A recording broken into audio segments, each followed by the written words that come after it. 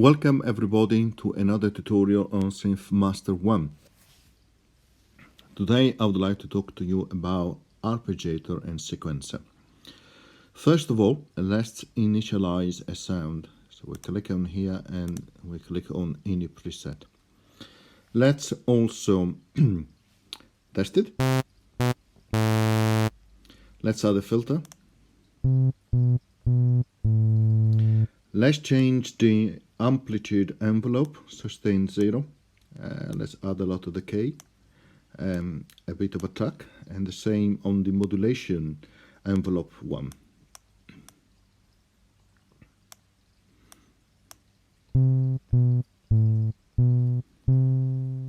And then let's add a little bit of modulation amount on the filter 1.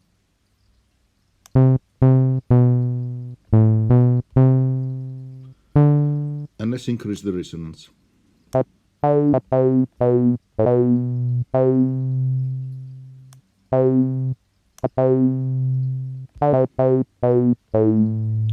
Let's add some effects and reverb.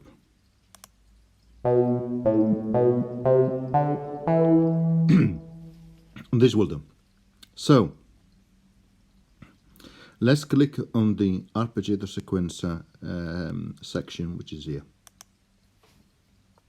As you can see, the screen is changed, and here you have a view of the arpeggiator and sequencer. In this case, it is in the sequence mode, and you also have some basic settings that you can change here.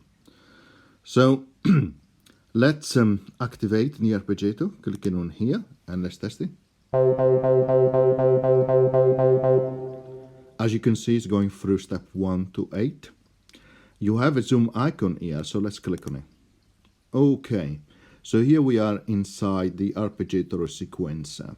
First thing to note is that there are different modes. At the moment we are in sequencer mode. If you click on that, you can change a different mode, and this will change the UI. So for example, the arpeggiate, the chord, the sequencer which we were looking at, up and down, etc. Let's stick to arpeggiate for now, and let's click outside. Secondly, there are a number of steps here, horizontally 1 to 8, which are defined by the number of steps here. So you can change that to 16, for example. For this purpose, let's set it to 9, because I'm going to use chords with 3 notes. Then you can select the range for your stack of notes. So if your arpeggiator or sequencer will play through only 1 octave, 2, 3 or 4 octaves. You can also decide the bass time based on your global bit per minute, the number of repeat, if the velocity is defined by the step note or step plus note or step times note. And then you can also add a swing, affect the duration of each step, and affect the volume. So let's go through the first mode, which is the arpeggiator. So we have 9 steps now. Here on the left hand side you can see a legend. First stand for the first note on the chord, second the second note, third the third note. It is referencing the note stack. So if I play for example a chord like C, E and G for a C major, and I have only 1 octave, and I start from C3, so I will have those 3.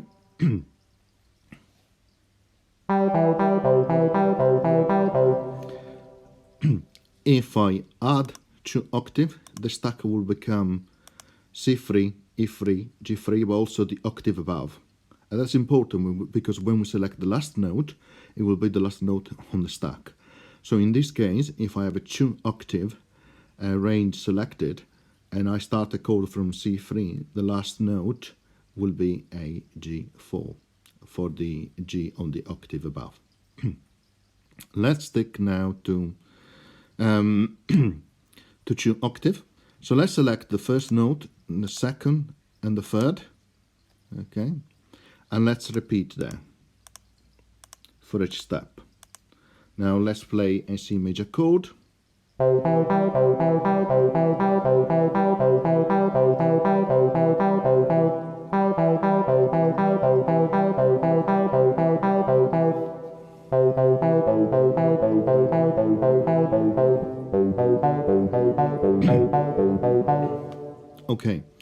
so if we say that we want to play the last note on the stack, let's click on last there, and for simplicity, let's set it to like so.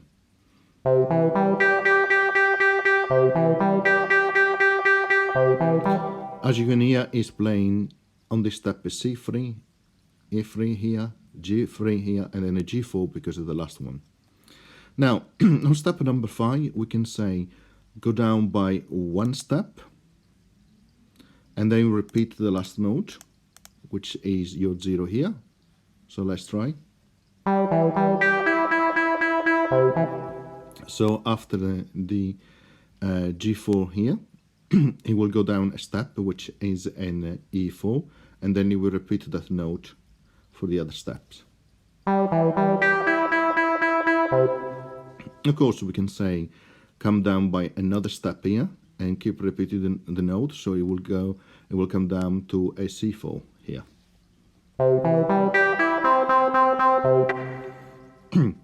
In a similar way, I can go up one step, so it will go to G4 again, and then repeat the note.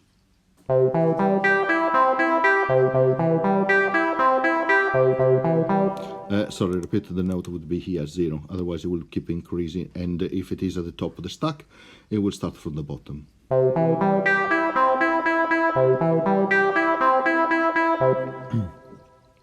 -2 and +2 works in a similar way, so it will go down by 2 steps in the note stack, or go up by 2 steps. Okay, the last thing I want to show you here in terms of note positioning on the step is the random.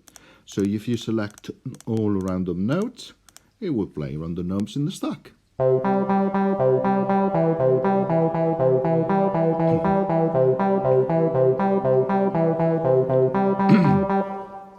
Okay, perfect.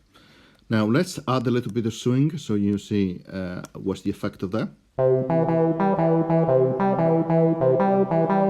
Okay, and let's also change the duration.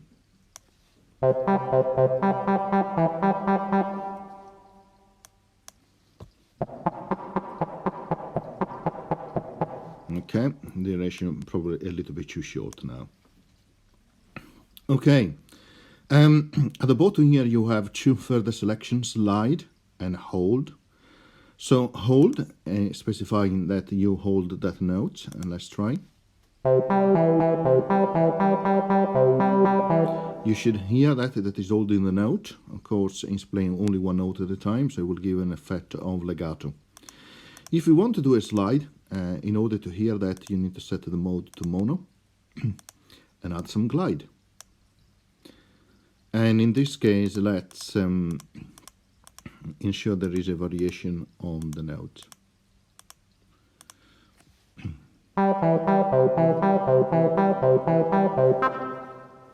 Let's increase a bit more the glide and ensure there is, the slide, and ensure there is more glide applied there and there and there.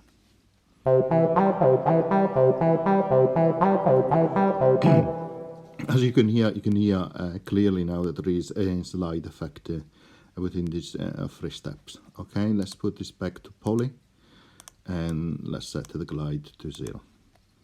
All right. Next, what I want to show you is change the mode to chord. In this way, the chord, the 3 notes will be played together as a chord.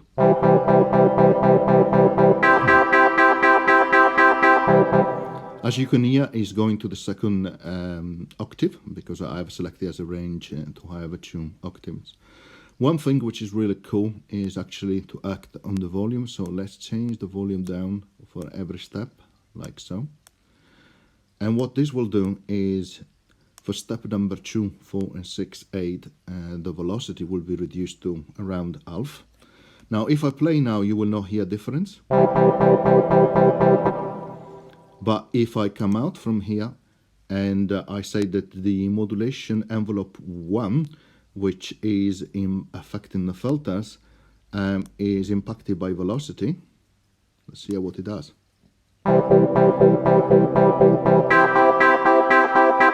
Now you can hear the difference.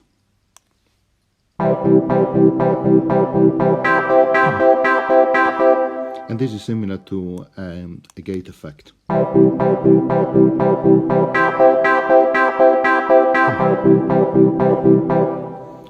Perfect. Let's go back to the arpeggiator here. Let's change the mode now to up. So this is your traditional up. So it's going up, and you can also set it to go down the notes you're playing in the chord. You can ask it to go up and up plus down. You can also up and down by repeating the first and last note, so you have a repetition.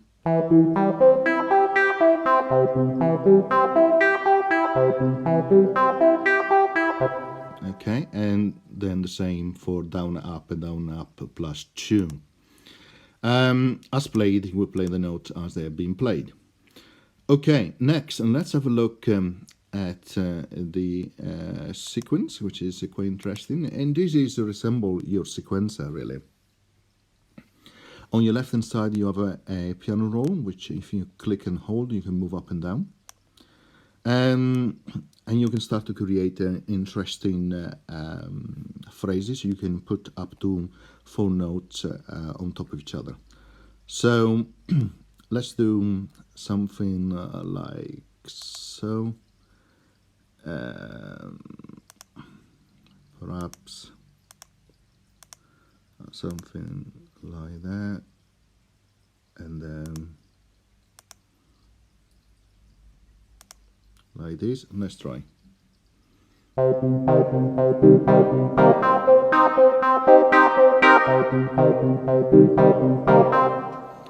In this mode you don't need to play a chord because it plays predefined notes as you selected through the piano roll. Next, what I like to do is to apply the modulation to the duration, to show you that you can apply modulation also against the arpeggiator and sequencer. So let's click on the duration, and let's click out the modulation, then LFOs, then LFO2. Let's close the arpeggiator, and let's go to the modulation metrics, and as you can see there is an arp duration here, and we have applied a little of modulation from the LFO2 as a source. Let's go to LFO number 2, and let's try it, see what it sounds like. Let's make it bipolar and synchronize it.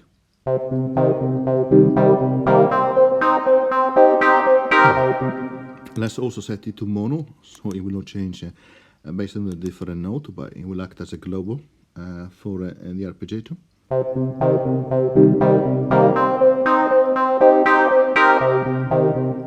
And let's change the bit multiplier.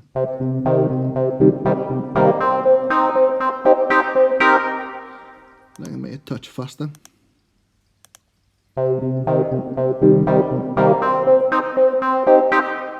Let's increase the impact.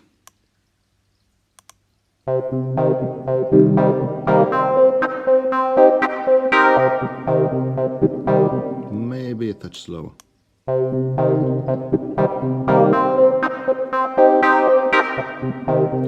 Great, and now finishing touches, for example a bit of delay.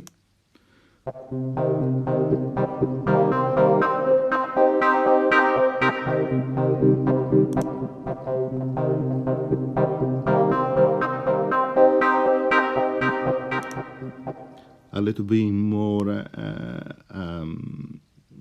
reverb to change the size.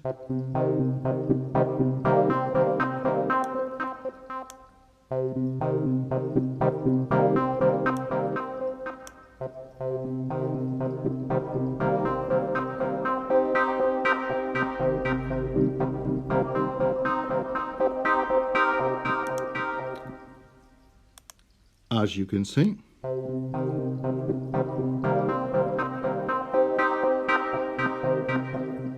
duration is changing based on the amount of the LFO applied, and that is affecting the duration of each step, and is producing quite a unique sound.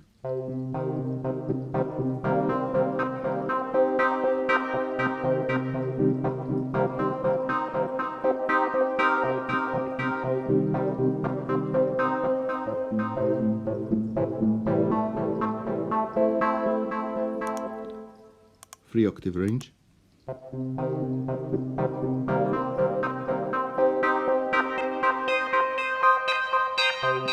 Let's change the speed, 1/16 as a bit.